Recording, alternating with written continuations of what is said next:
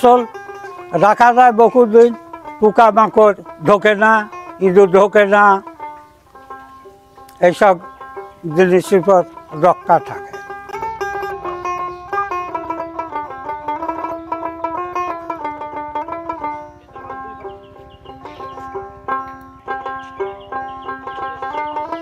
কিন্তু ধান চাল এসব মালটাল রাখাতে খুব সুবিধা ছিল আর কি। এখন অবস্থা সব সকলের ভাঙে ভাঙে সংসার ছোট হয়ে গেছে, এখন আর এসব তো খুব কমই চলে।